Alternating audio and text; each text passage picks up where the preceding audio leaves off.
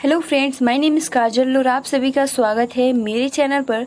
और फ्रेंड्स, आज के इस वीडियो में हम डिस्कस करने वाले हैं यूपीडीएलएड सेकंड सेमेस्टर सब्जेक्ट सामाजिक अध्ययन। और फ्रेंड्स, सबसे पहले आप सभी को हम बता दें कि इस क्लास की जो टाइमिंग होती है वो रात के 9 बजे होती है। और आज जो सब्जेक्ट है वो है सामाजिक अध्ययन, और जो हम क्वेश्चन डिस्कस करते हैं वो अति लघु उत्तरीय प्रश्न डिस्कस करते हैं। और ये जितने भी प्रश्न हैं पवन सीरीज से हम लोग डिस्कस करते हैं। इसके पहले हमने पार्ट 1, पार्ट 2, पार्ट 3 अति लघु जो कि सामाजिक अध्ययन के जो पवन सीरीज में दिए गए हैं वो डिस्कस कर लिए हैं, और ये पार्ट 4 है। तो फ्रेंड्स, अगर आपने प्रीवियस वीडियोस नहीं देखे हैं तो सिंपल आप सभी को प्लेलिस्ट का लिंक कमेंट्स बॉक्स में मिल जाएगा, आप वहां से जाकर बहुत ही शुरुआत से देख सकते हो। तो चलिए शुरू करते हैं, जिसमें सबसे पहला जो प्रश्न है, और फ्रेंड्स वीडियो को लाइक भी कर दीजिए। सबसे पहला प्रश्न है कि ज्वालामुखी की कितनी मेखलाएं हैं? तो वैश्विक स्तर पर ज्वालामुखी की 3 मेखलाएं हैं। कौन कौन सी? परिप्रशांत महासागरीय मेखला, उसके बाद यूरेशियाई मध्य महाद्वीपीय मेखला, एंड तीसरा जो है वो है अटलांटिक महासागरीय मेखला। तो ये क्या है? ज्वालामुखी की जो मेखलाएं हैं बहुत ही महत्वपूर्ण है, आप इसको याद कर सकते हो। वैश्विक स्तर पर ज्वालामुखी की 3 मेखलाएं हैं, जिसमें परिप्रशांत आ जाता है, यूरेशियाई आ जाता है और अटलांटिक आ जाता है। तो ये 3 नाम बहुत ही महत्वपूर्ण है, आप इसको अच्छे से याद कर लीजिएगा। सेकंड जो आपका क्वेश्चन है कि भूकंपीय तरंगे कितने प्रकार की होती हैं? तो भूकंपीय जो तरंगे होती है वो 3 प्रकार की होती है। वो कौन कौन सी तरंगे हैं? जिसमें प्राथमिक तरंगे आ जाता है, द्वितीय तरंगे आ जाता है और धरातलीय तरंगे आता है। तो भूकंपीय तरंगे कितने प्रकार की होती है? तो 3 प्रकार की होती है, प्राथमिक, द्वितीय और धरातलीय। अगला जो प्रश्न है कि अनुदैर्ध्य तरंग किसे कहते हैं? तो अनुदैर्ध्य तरंग किसे कहते हैं? तो प्राथमिक तरंगों को ही अनुदैर्ध्य तरंगे कहते हैं। जस्ट अभी हमने डिस्कस किया ना कि भूकंपीय तरंगे कितने प्रकार की होती है। तो भूकंपीय तरंगे जो होती है वो 3 प्रकार की होती है, जिसमें हमने प्राथमिक तरंगे, द्वितीय तरंगे एंड तृतीय तरंगे यानी धरातलीय तरंगे देखा था। ठीक है, उसी प्रकार से अनुदैर्ध्य तरंगे किसे कहते हैं? तो जो आपका प्राथमिक तरंग होते हैं इसी को ही हम अनुदैर्ध्य तरंग कहते हैं। अगला आपका प्रश्न है कि सिस्मोग्राफ क्या है? तो भूकंपीय तरंगों का अंकन जिस यंत्र द्वारा किया जाता है उसे हम क्या बोलते हैं? तो सिस्मोग्राफ कहते हैं। बहुत ही महत्वपूर्ण ये प्रश्न है, यानी भूकंपीय तरंगों का अंकन जिस यंत्र द्वारा किया जाता है उसे हम क्या बोलते हैं? तो सिस्मोग्राफ कहते हैं। अगला प्रश्न है कि ज्वालामुखी पांख क्या है? ज्वालामुखी विस्फोट के उपरांत वर्षा हो जाने से निर्मित धूल कण है। तो ज्वालामुखी पांख क्या है? तो ज्वालामुखी विस्फोट के बाद वर्षा हो जाने से निर्मित धूल कण को हम क्या बोलते हैं? ज्वालामुखी पांख कहते हैं। अगला प्रश्न है कि वैश्विक भूकंप क्षेत्र को कितने भागों में बांटा जा सकता है? तो वैश्विक भूकंप क्षेत्र को कितने भागों में बांटा जा सकता है? तो आप देख सकते हो यहाँ पर प्रशांत महासागरीय तटीय पेटी, ठीक है, मध्यवर्तीय पेटी और भूकंपीय शून्य क्षेत्र। अगला जो प्रश्न है कि अन्नाच्छादन के अंतर्गत किन 2 क्रियाओं को सम्मिलित किया गया है? तो अन्नाच्छादन के अंतर्गत 2 क्रियाओं को सम्मिलित किया गया है, जिसमें अपक्षय और अपर्दन शामिल होता है। अगला आपका प्रश्न है कि अपक्षय कितने प्रकार का होता है? तो अपक्षय जो होता है वो 3 प्रकार का होता है। कौन कौन सा? भौतिक, रासायनिक एवं जैविक। अगला जो प्रश्न है कि हिमानी किसे कहते हैं? तो बर्फ के गतिशील ढेर को ही हम क्या बोलते हैं? हिमानी कहते हैं। अगला प्रश्न है हिमोड किसे कहते हैं? तो जब हिमानी चट्टानों को घर्षित कर उसका चूर्ण पर्वत के निचले भागों में जमा कर देता है तो इन्हें हिमोड कहा जाता है। बहुत ही महत्वपूर्ण प्रश्न है, हिमोड किसे कहते हैं? तो जब हिमानी चट्टानों को घर्षित कर उसका चूर्ण पर्वत के निचले भागों में जमा कर देता है तो इन्हें ही हम हिमोड कहते हैं। अगला जो प्रश्न है कि भूमिगत जल किसे कहते हैं? तो चट्टानों के छिद्रों और दरारों से होकर वर्षा का जल या प्रवाहित जल भूपृष्ठ के नीचे चला जाता है, इसे भूमिगत जल कहते हैं। अगला जो प्रश्न है कैनियन किसे कहते हैं? तो नदियों के गाज के बृहद रूप को ही हम क्या बोलते हैं? कैनियन कहते हैं। अगला जो प्रश्न है कि जल प्राप्त किसे कहते हैं? तो जब नदी का जल ऊंचाई से खड़े ढाल के सहारे अधिक वेग से नीचे गिरता है तो इसे हम जल प्राप्त कहते हैं। ठीक है, देखिए अगला जो प्रश्न है, बरखान किसे कहते हैं? तो चंद्राकार या चापाकार बालुका स्तूप को बरखान कहते हैं। बहुत ही महत्वपूर्ण ये प्रश्न है, यानी चंद्राकार या चापाकार बालुका स्तूप को ही हम क्या बोलते हैं? बरखान कहते हैं। ठीक है, बालुका। अगला जो है कि नदी विसर्प किसे कहते हैं? तो पर्वतीय भाग से जब नदी नीचे उतरती है तो मैदानी रूप भागों में उसकी गति मंद पड़ जाती है, जिससे नदी का मार्ग घुमावदार हो जाता है और इन टेढ़े मेढ़े मोड़ों को ही नदी विसर्प या मियांडर कहा जाता है। बहुत ही महत्वपूर्ण ये नदी जो विसर्प है, ये बहुत ही महत्वपूर्ण प्रश्न है। यानी पर्वतीय भाग से जब जो नदी है वो नीचे उतरती है तो जो मैदानी रूप भागों में उसकी गति मंद पड़ जाती है, जिससे नदी का मार्ग जो हो जाता है वो घुमावदार हो जाता है और इन टेढ़े मेढ़े मोड़ों को हम क्या बोलते हैं? नदी का विसर्प कहा जाता है। यानी जब घुमावदार हो जाता है, क्योंकि जब पर्वतीय भाग नदी नीचे उतरती है तो मैदानी रूपों में भागों में उसकी क्या होती है? जो गति हो जाती है वो धीरी पड़ जाती है, मंद पड़ जाती है, जिससे जो नदी का मार्ग होता है वो क्या होता है? घुमावदार हो जाता है और इन टेढ़े मेढ़े मोड़ों को ही हम क्या बोलते हैं? नदी का विसर्प कहते हैं। आई होप कि आपको बहुत ही आसानी के साथ ये प्रश्न क्लियर हो गया होगा। अगला जो प्रश्न है, वायुमंडल किसे कहते हैं? वायुमंडल किसे कहते हैं? तो पृथ्वी के चारों ओर हजारों किलोमीटर ऊंचाई तक विस्तृत रंगहीन, गंधहीन, स्वादहीन प्रकृति वाले गैसों के यांत्रिक या भौतिक मिश्रण को ही वायुमंडल कहते हैं। यह भी बहुत ही महत्वपूर्ण है, बहुत ही आसानी के साथ याद हो जाएगा। यानी पृथ्वी के चारों ओर, और हम किस पे अपना निवास करते हैं? तो पृथ्वी पे ही अपना जीवन यापन करते हैं। तो पृथ्वी के चारों ओर हजारों किलोमीटर ऊंचाई तक विस्तृत रंगहीन, गंधहीन और स्वादहीन प्रकृति वाले गैसों के यांत्रिक या भौतिक मिश्रण को ही हम वायुमंडल कहते हैं। अगला प्रश्न है, क्षोभ मंडल का संक्षिप्त परिचय दीजिए। तो यह वायुमंडल की सबसे निचली और सघन परत है, जिसमें वायुमंडल के समस्त गैसीय द्रव्यमान का 75% भाग पाया जाता है। तो ये हो गया क्षोभ मंडल का संक्षिप्त परिचय, जिसमें यह वायुमंडल की सबसे निचली और आप कह सकते हो निचली सघन परत होती है, जिसमें वायुमंडल के समस्त गैसीय द्रव्यमान का 75% पाया जाता है। अगला है कि वायुमंडल को कितने स्तरों में बांटा गया है? तो आप कह सकते हो वायुमंडल को 5 स्तरों में बांटा गया है, जिसमें क्षोभ मंडल, समताप मंडल, मध्य मंडल, आयन मंडल और ब्रह्मंडल। तो ये सबसे महत्वपूर्ण प्रश्न है, वायुमंडल को कितने स्तरों में बांटा गया है? ठीक है, संशस्त्रों भी रह सकते हैं, अस्त्रों भी याद कर सकते हो, कोई प्रॉब्लम नहीं होगा। तो 5 अस्त्रों में बांटा गया, जिसमें कौन कौन से नाम आते हैं वायुमंडल को? तो इसमें जो आपका नाम आ जाता है, क्षोभ मंडल आता है, समताप मंडल आता है, मध्य मंडल आता है, आयन मंडल आता है, ब्रह्मंडल आता है। ठीक है, अगला जो प्रश्न है कि वायुमंडल के प्रमुख तत्व क्या हैं? तो वायुमंडल के प्रमुख तत्व है तापमान, वायुदाब, ठीक है, वायुदाब, पेटिया, पवन, वायुमंडल की आर्द्रता तथा वर्षा। तो ये क्या है? वायुमंडल के प्रमुख तत्व है।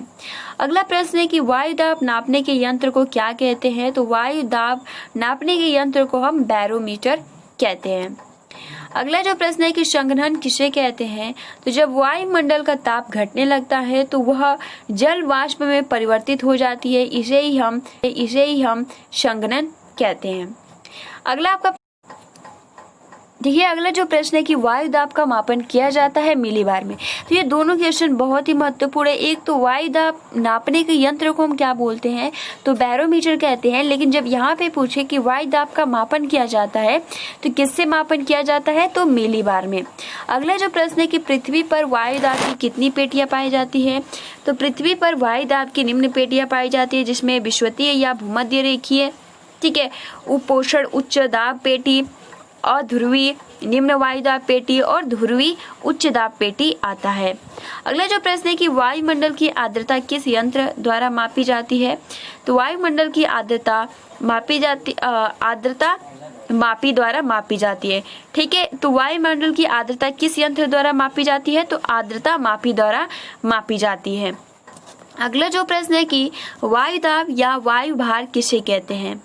तो धरातल पर वायुमंडल की समस्त परतों के पड़ने वाले भार को वायुदाब या वायु भार कहते हैं। बहुत ही महत्वपूर्ण प्रश्न है, यानी वायुदाब या वायु भार किसे कहते हैं? तो धरातल पर वायुमंडल की समस्त परतों के पड़ने वाले भार को ही हम वायुदाब या वायु भार कहते हैं। अगला प्रश्न है कि पवन किसे कहते हैं? तो एक स्थान से दूसरे स्थान की ओर गतिशील वायु को पवन कहा जाता है। अगला जो प्रश्न है कि कोरियोलिस बल किसे कहते हैं? तो कोरियोलिस बल किसे कहते हैं, आइए जानने का प्रयास करते हैं। पृथ्वी के अपनी धुरी पर घूमने के कारण ही हवाओं की दिशा में विक्षेप यानी मुड़ना, यानी हवा की दिशा में मुड़ना हो जाता है, आप कह सकते हो मुड़ता है। तो इस परिवर्तनकारी बल को विक्षेप मतलब होता है मुड़ना, ठीक है। विक्षेप बल या कोरियोलिस बल कहा जाता है। बहुत ही महत्वपूर्ण ये प्रश्न है। कोरियोलिस बल किसे कहते हैं? तो पृथ्वी के अपनी धुरी पर घूमने के कारण ही हवाओं की दिशा में मुड़ना ही इस परिवर्तन को ही हम क्या बोलते हैं? कोरियोलिस बल कहते हैं। आप इस तरीके से जिसमें मतलब बोला गया है कि पृथ्वी की अपनी धुरी पर घूमने के कारण ही हवाओं की दिशा में विक्षेप हो जाता है और इस परिवर्तनकारी बल को ही हम विक्षेप बल या कोरियोलिस बल कहते हैं। अगला जो प्रश्न है कि पवनों के प्रकार बताइए, यानी पवन के कितने टाइप हैं? तो देखिए फ्रेंड्स, पवन के जो प्रकार हैं वो कितने हैं, निम्नलिखित है। जिसमें पहला जो है वो है अस्थाई अथवा प्रचलित भूमंडलीय पवने। सेकंड जो है वो है सामयिक या मौसमी अथवा अस्थायी पवने। सेकंड जो है वो है सामयिक या मौसमी अथवा अस्थायी पवने, ठीक है। और तीसरा जो है वो है स्थानीय पवने।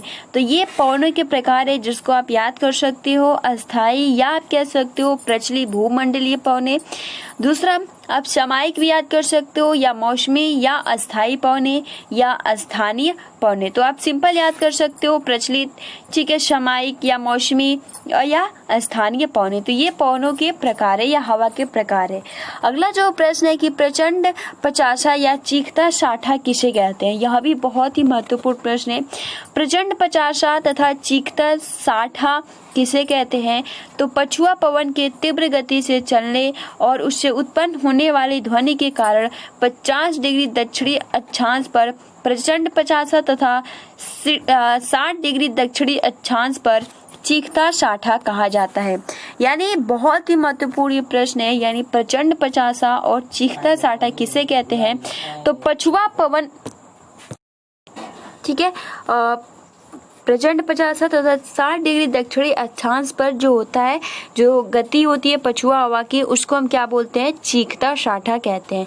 तो ये महत्वपूर्ण प्रश्न है जिसको आप याद कर सकते हो और अपनी कॉपी में बहुत ही बेहतरीन तरीके से नोट्स भी बना सकते हो। अगला जो प्रश्न है कि ट्रेंड विंड्स किसे कहते हैं? तो व्यापारिक सामग्री पवन को अंग्रेजी में ट्रेंड विंड्स कहा जाता है। नेक्स्ट प्रश्न है कि मानसूनी पवनें क्या है? वे पवनें जिनकी दिशा में मौसम के अनुसार पूर्ण परिवर्तन आ जाता है उन्हें हम मानसूनी पवनें कहते हैं, ठीक है। अगला जो प्रश्न है कि स्थलीय तथा सागरीय समीर की दिशा में कितना परिवर्तन होता है?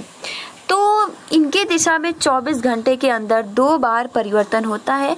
स्थलीय तथा सागरीय समीर की दिशा में कितना परिवर्तन होता है? तो इनकी दिशा में 24 घंटे का अंतर 2 बार परिवर्तन होता है। अगला जो प्रश्न है कि चक्रवात क्या है? तो पवनों का ऐसा चक्र जिसमें अंदर की ओर वायु दाब कम और बाहर की ओर अधिक होता है, इसे हम चक्रवात कहते हैं। यह भी बहुत ही महत्वपूर्ण प्रश्न है। चक्रवात क्या है? तो पवनों का ऐसा चक्र जिसमें अंदर की ओर वायुदाब जो होता है वो क्या होता है? कम होता है और बाहर की ओर अधिक होता है, इसको ही हम क्या बोलते हैं? चक्रवात कहते हैं। अगला जो प्रश्न है कि विश्व की मुख्य हवाओं का नाम उल्लेख कीजिए। विश्व की मुख्य हवाएं कौन कौन सी है? तो विश्व की कुछ मुख्य स्थानीय हवाएं हैं जिनमें चिनूक है, फोन है, शिरोको है, बोरा है और विल्जर्ड है। तो ये क्या है? विश्व की मुख्य हवाएं हैं जिनका नाम आप याद कर सकते हो, विश्व की, ठीक है।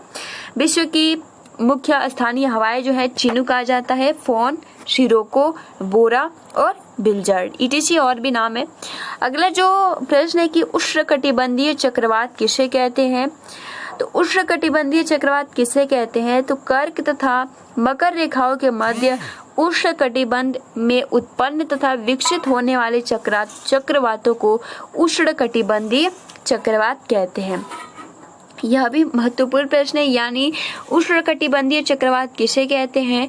तो कर्क तथा मकर रेखाओं के मध्य उष्णकटिबंध में उत्पन्न तथा विकसित होने वाले चक्रवातों को उष्णकटिबंधीय चक्रवात कहा जाता है। अगला जो प्रश्न है कि लहरें किसे कहते हैं? तो जल के सतह से टकराकर हवाएं उसे विभिन्न स्थान से उठा देती है, जिससे मोड़ों के रूप में जल ऊपर नीचे होता है, इसे ही हम लहरें कहते हैं। और आपने देखा भी होगा, तो लहरें का जो डिफिनीशन है आप इस तरीके से याद कर सकते हो कि जल के सतह से टकराकर हवाएं उसे विभिन्न स्थान से उठा देती है, जिससे मोड़ों के रूप में जल ऊपर नीचे होता है, और इसको ही हम क्या बोलते हैं? लहरें बोलते हैं। अगला जो प्रश्न है कि ज्वार भाटा किसे कहते हैं? तो सूर्य तथा चंद्रमा की आकर्षण शक्तियों के कारण सागरीय जल के ऊपर उठकर भाग बढ़ने को ज्वार तथा नीचे गिरकर सागर की ओर पीछे लौटने को हम भाटा कहते हैं। तो ज्वार भाटा किसे कहते हैं? बहुत ही महत्वपूर्ण प्रश्न है, यानी सूर्य तथा चंद्रमा की आकर्षण शक्तियों के कारण, यानी जब आकर्षण शक्तियों के कारण, इन दोनों के कारण सागरीय जल के ऊपर उठकर, यानी जो सागर में जल होता है वो ऊपर उठकर आगे बढ़ने की जो भी प्रक्रिया होती है उसको हम क्या बोलते हैं? ज्वार कहते हैं। और जो नीचे गिरकर सागर की ओर पीछे लौटने की जो प्रक्रिया होती है उसको हम भाटा कहते हैं। तो इस तरीके से याद कर सकते हो, यानी सूर्य तथा चंद्रमा की आकर्षण शक्तियों के कारण जो सागरीय जल के ऊपर उठकर आगे बढ़ने को हम क्या बोलते हैं? ज्वार कहते हैं, तथा नीचे गिरकर सागर की ओर पीछे लौटने की जो प्रक्रिया होती है उसको हम भाटा कहते हैं। अगला जो प्रश्न है कि महासागरीय धाराएं कितनी प्रकार की होती हैं? इसका जो आंसर होगा कि महासागरीय धाराएं जो है वो 2 प्रकार की होती हैं, जिसमें पहला हो जाता है गर्म धाराएं और दूसरा जो होता है वो होता है ठंडी धाराएं। तो महासागरीय धाराएं कितनी प्रकार की होती हैं? तो 2 प्रकार की होती है, ठीक है, गर्म धाराएं और ठंडी धाराएं। अगला जो प्रश्न है कि गल्फ स्ट्रीम क्या है? गल्फ स्ट्रीम क्या है? तो इसका जो डिफिनीशन होगा, गल्फ स्ट्रीम अटलांटिक महासागर की एक प्रमुख गर्म जल धारा है। बहुत ही महत्वपूर्ण, ये जो गल्फ स्ट्रीम है ये क्या है? अटलांटिक महासागर की एक प्रमुख गर्म जल धारा है। अगला जो प्रश्न है कि समुद्री जल की प्रमुख गतियां कौन सी है? तो समुद्री जल की प्रमुख गतियां जो है लहरें हैं, ज्वार भाटा है, धाराएं, ये समुद्री जल की मुख्य क्या है? गतियां हैं। अगला प्रश्न है कि किन्हीं 3 महासागरीय धाराओं का नाम उल्लेख कीजिए, जिसमें क्यूरोशियो धारा आता है, क्यूराइल धारा का नाम आ जाता है और लेब्राडोर की धारा आ जाता है। तो ये क्या है? 3 महासागरीय धाराएं हैं, जिनमें क्यूरोशियो, क्यूराइल और लेब्राडोर। अगला जो प्रश्न है कि संविधान किसे कहते हैं? तो संविधान उन आधारभूत नियमों एवं कानूनों का संग्रह है जिनके आधार पर किसी देश का शासन चलाया जाता है। संविधान सरकार की शक्ति तथा स्रोत है। संविधान किसे कहते हैं? संविधान उन आधारभूत नियमों एवं कानूनों का संग्रह है जिनके बेस पर किसी देश का शासन चलाया जाता है, और ये क्या है? संविधान सरकार की शक्ति का स्रोत है। अगला प्रश्न है कि भारतीय संविधान तथा भारतीय संविधान सभा की प्रारूप समिति के अध्यक्ष कौन थे? तो डॉक्टर भीमराव अंबेडकर भारतीय संविधान सभा के प्रारूप समिति के अध्यक्ष थे। अगला प्रश्न है कि भारतीय संविधान के निर्माण में कुल कितना समय लगा? तो भारतीय संविधान के समय में कुल जो समय लगा उसमें 2 वर्ष 11 महीने 18 दिन का समय लगा था। अगला प्रश्न है कि भारतीय संविधान की 2 विशेषताएं लिखिए। तो भारतीय संविधान की 2 विशेषताएं, जिसमें पहला संपूर्ण प्रभुत्व संपन्न लोकतंत्रात्मक गणराज्य एंड दूसरा मूल अधिकारों की व्यवस्था। अगला जो प्रश्न है कि भारत की राष्ट्रभाषा क्या है? तो भारत की राष्ट्रभाषा जो है वो है हिंदी। भारतीय नागरिकों को कितने मूल अधिकार प्राप्त हैं? तो भारतीय नागरिकों को 6 मूल अधिकार प्राप्त है। अगला जो प्रश्न है कि भारतीय संविधान कब लागू हुआ, तो भारतीय संविधान जो लागू हुआ 26 जनवरी 1950 को लागू हुआ था। अगला जो प्रश्न है कि गणतंत्र दिवस कब मनाया जाता है, तो गणतंत्र दिवस 26 जनवरी को मनाया जाता है। तो ये आज के कुछ अति लघु उत्तरीय प्रश्न थे जो कि एग्जाम के पॉइंट ऑफ व्यू से बहुत ही महत्वपूर्ण है। तो आप इसका अच्छे से नोट्स बना लीजिएगा, ठीक है। तो अभी तक आपने वीडियो को लाइक नहीं किया है तो वीडियो को लाइक कर सकते हो और आप अपने फ्रेंड्स मित्रों को भी शेयर कर सकते हो। तो मिलते हैं 10 बजे वाली क्लास में। Thanks for watching, take care and best of luck.